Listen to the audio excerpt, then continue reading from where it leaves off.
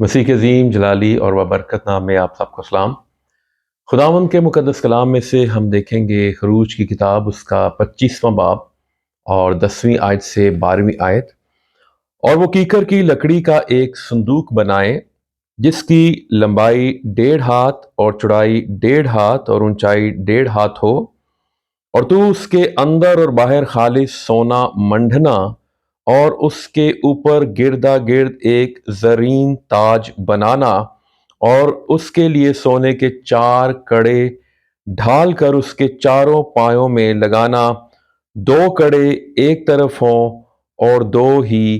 دوسری طرف ہو۔ اور 22ویں آیت میں لکھا، وہاں میں تجھ سے ملا کروں گا، اور اس سرپوش کے اوپر اور کروبیوں کے بیچ میں سے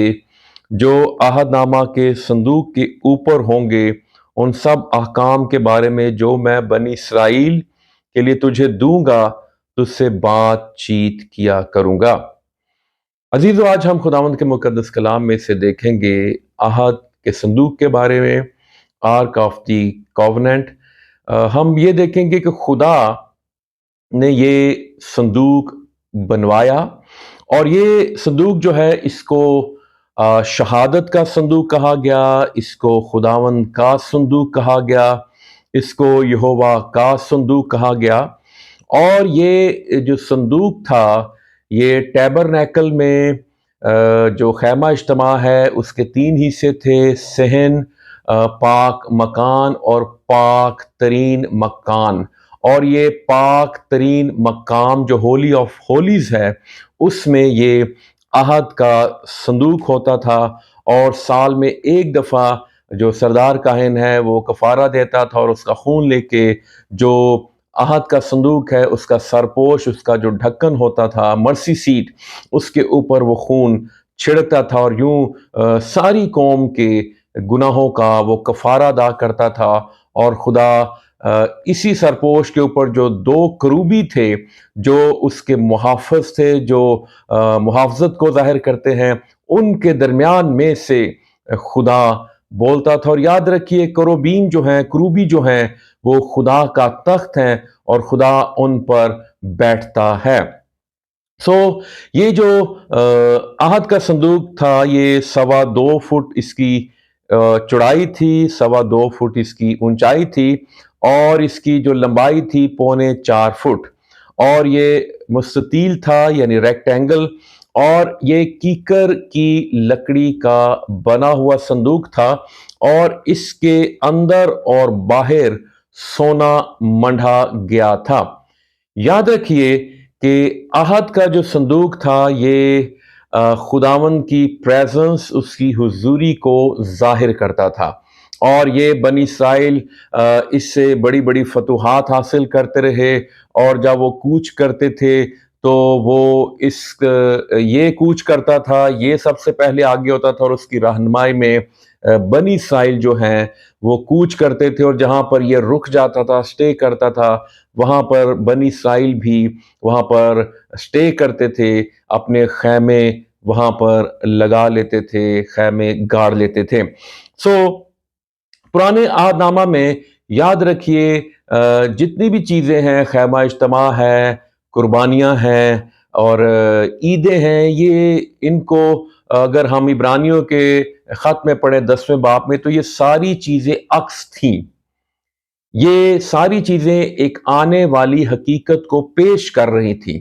اور یہ ساری عیدیں خیمہ اجتماع کی ایک ایک چیز خداوند یسوع مسیح کو پیش کرتی ہے، عیدیں خداوند یسوع مسیح کو پیش کرتی ہیں، اور جو قربانیاں ہیں وہ قربانیاں پیش کرتی تھی کہ آنے والی ایک قربانی ہے جو خدا کی طرف سے ہے، اور ان تمام قربانیوں میں یسوع مسیح کو پیش کیا گیا ہے، اور یہ ساری قربانیاں یسوع مسیح میں پوری ہوتی ہیں، اور یسوع مسیح نے ان ساری قربانیوں کو پورا کیا، اور اس کے بعد یہ ساری قربانیاں جو ہیں وہ موقوف ہوگی جب یسوع مسیح نے صلیب پر کہا تمام ہوا۔ جو عہد کا صندوق جو ہے، یہ یاد رکھے یہ خداوند کی پریزنس کا نشان تھا، یہ ظاہری طور پر خداوند کی پریزنس، اس کی حضوری کی علامت تھی۔ اور نئے عہد نامہ میں جیسے ابھی ہمارے پاس عہد کا صندوق نہیں ہے تو اس کا مطلب یہ نہیں ہے کہ ہماری زندگی میں، ہمارے چرچز میں، ہماری عبادات میں پریزنس آف گاڈ نہیں ہے، خدا کی حضوری نہیں ہے۔ نہیں، اب یسوع مسیح جو ہے وہ عہد کا صندوق ہے جو ہمارے درمیان موجود ہوتا ہے، خدا ان کی پریزنس ہمارے درمیان موجود ہوتی ہے۔ یسوع مسیح نے کہا جہاں 2 یا 3 میرے نام سے جمع ہوں میں ان کے بیچ میں موجود ہوں۔ ہاللویا۔ سو ابھی جو ہے بنی اسرائیل کے پاس یرمیہ میں ہم ایک حوالہ پڑھتے ہیں، وہاں پہ ہمیں آخری دفعہ عہد کے صندوق کا ذکر ملتا ہے، اور اس کے بعد صدیوں سے، ہزاروں سال سے جو بنی اسرائیل ہیں وہ عہد کے صندوق سے محروم ہیں، اور وہ اس کی تلاش کر رہی ہیں کہ ہمیں ملے۔ لاوی بھی تیار ہیں، ایک ایک چیز ہیکل کی تیار ہے کہ ہمیں وہ عہد کا صندوق ملے، اور وہ کہتے ہیں کہ ہم 72 گھنٹے میں ہیکل کھڑی کر لیں گے اور عہد کے صندوق کو ہیکل میں لے آئیں گے۔ یہ خدا بہتر جانتا ہے وہ کہاں پر ہے، یہ ملے گا یا نہیں ملے گا، ہم اس بات کے بارے میں کچھ بھی نہیں جانتے۔ سو جو عہد کا صندوق تھا پرانے عہد نامہ میں، جیسے ہم نے دیکھا کہ یہ یسوع مسیح کو پیش کرتا ہے، اور یہ کیکر کی لکڑی سے بنایا گیا، اور جو لکڑی ہے وہ یسوع مسیح کی انسانیت کو پیش کرتی ہے، اس کے انسان ہونے کو، اس کے کامل انسان ہونے کو پیش کرتی ہے، اور اس کے اوپر جو سونا ہے وہ اس کے خدا ہونے کو، اس کی الوہیت کو، اس کی ڈیوینٹی کو پیش کرتا ہے۔ کیکر کی لکڑی کا چناؤ کیوں کیا گیا؟ کیکر کی لکڑی اس لیے چنی گئی، اور اس لیے اس لکڑی سے عہد کے صندوق کو بنایا گیا۔ کیکر کی لکڑی کو کیڑا نہیں لگتا، کیکر کی لکڑی میں سوراخ نہیں ہوتے، کیکر کی لکڑی پانی میں پڑی رہے یہ گلتی سڑتی نہیں ہے، یہ پائیدار ہے۔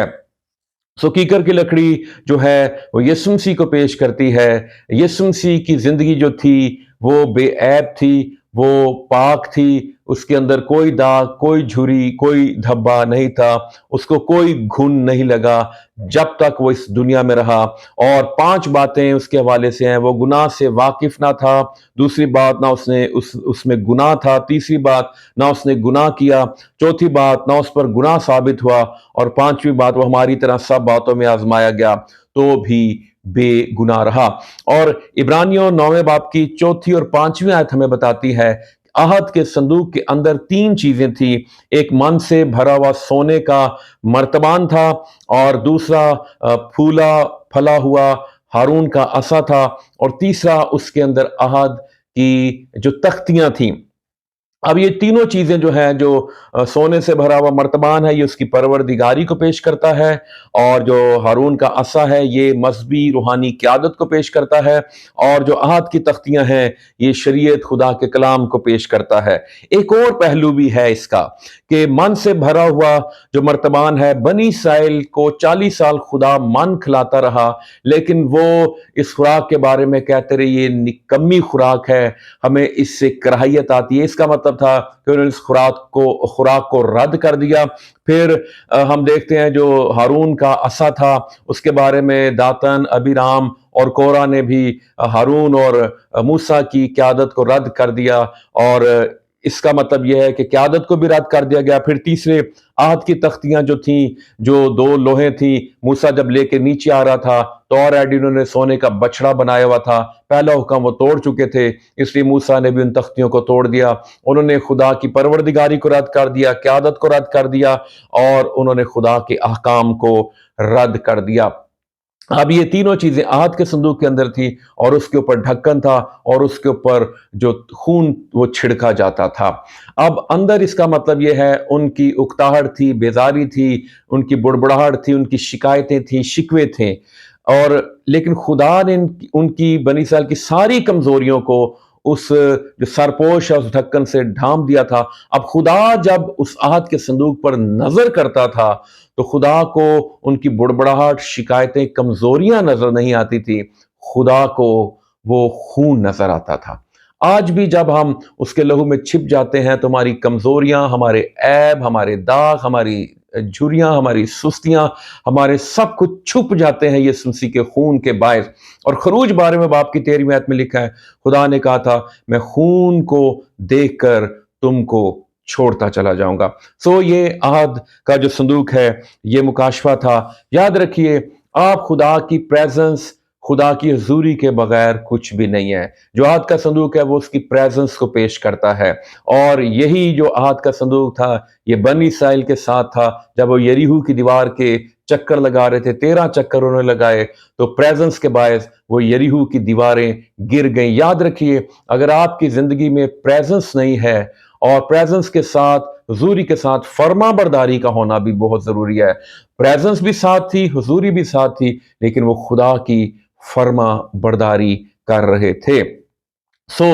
عزیزو، آج عہد کا صندوق یسوع مسیح کی صورت میں میرے اور آپ کے ساتھ ہے، اور یہ اس لیے ہے تاکہ ہم فتح سے بڑھ کر غلبہ پائیں۔ نہ صرف یہ مجھے فتح دیتا ہے بلکہ ہمیں جس میدان میں بھی ہم جاتے ہیں ہمیں یہ فتح سے ہمکنار کرتا ہے۔ خداوند آپ سبوں کو برکت دے، آمین۔